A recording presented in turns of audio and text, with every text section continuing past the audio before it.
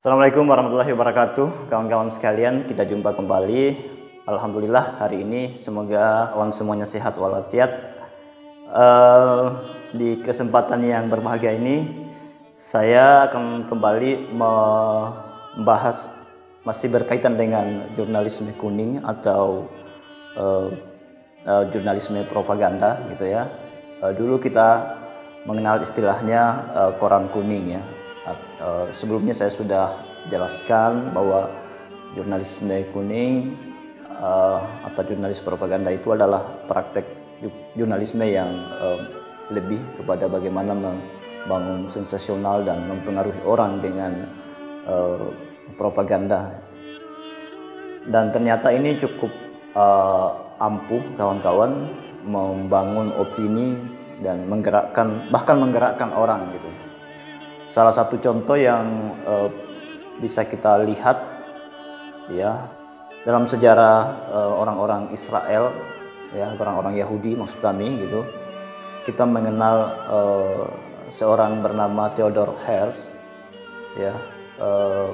Dia disebut sebagai bapak Yahudi dan juga biasa disebut sebagai rohaniawan Yahudi. Beliau Theodor ini adalah tokoh utama di balik berdirinya negara Israel.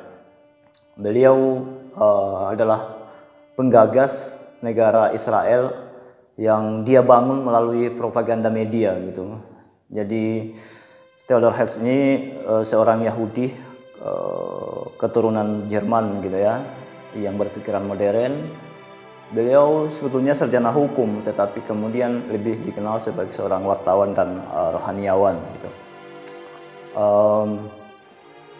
Theodor Herzl lahir di Hungaria pada 2 Mei tahun 1860 dan dia pernah membangun satu perusahaan media cetak di kota Wina, Austria.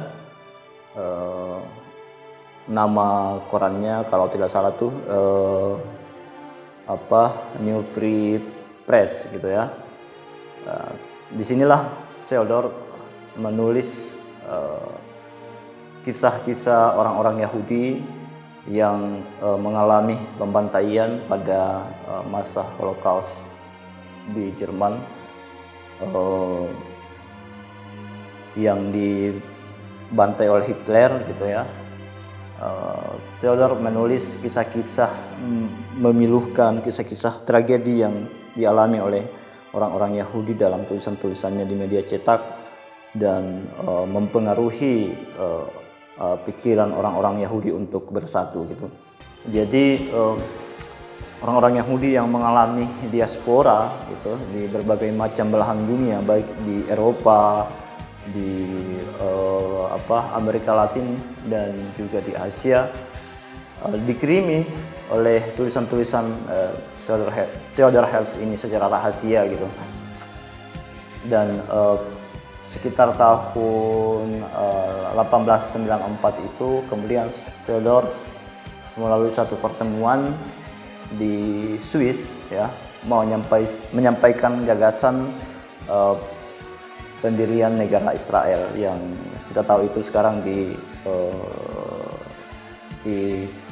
Timur Tengah yang berbatasan langsung dengan Palestina, dan negara ini kemudian mencoba terus untuk melakukan ekspansi bahkan menganeksasi orang-orang Palestina di Timur Tengah gitu.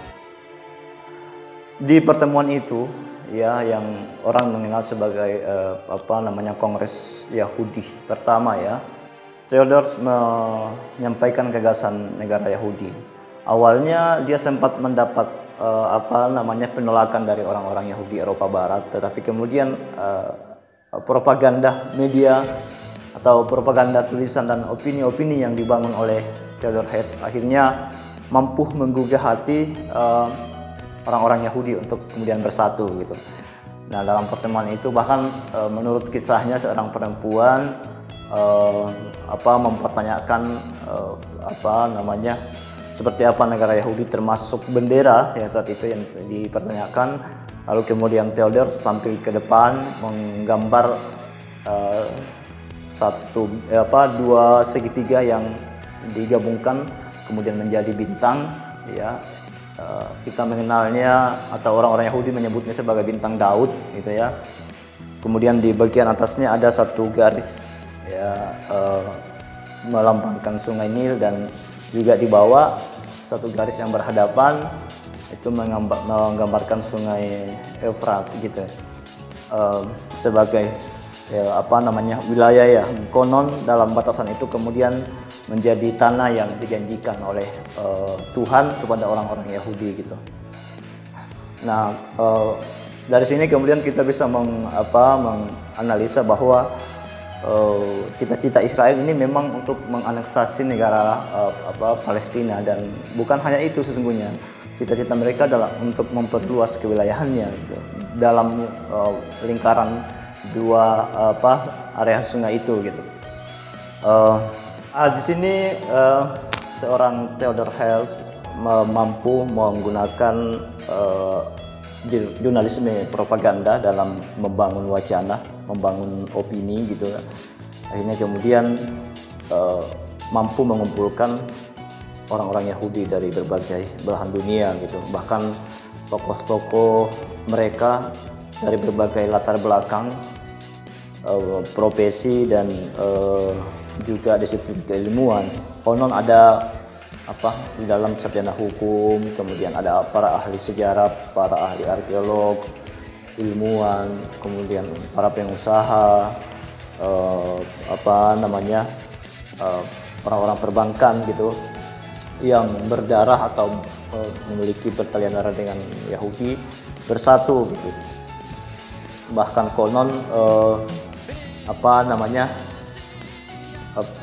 pimpinan atau presiden Jerman saat itu, gitu, begitu terpengaruh dengan tulisan-tulisan yang dibangun atau misi-misi yang dibangun oleh Theodor, akhirnya beliau menyampaikan permohonan maaf yang sebesar-besarnya buat Yahudi. Bahkan konon Jerman salah satu negara yang menjadi donatur terhadap berdirinya negara Israel atau negara Yahudi, gitu, yang saat ini di Palestina.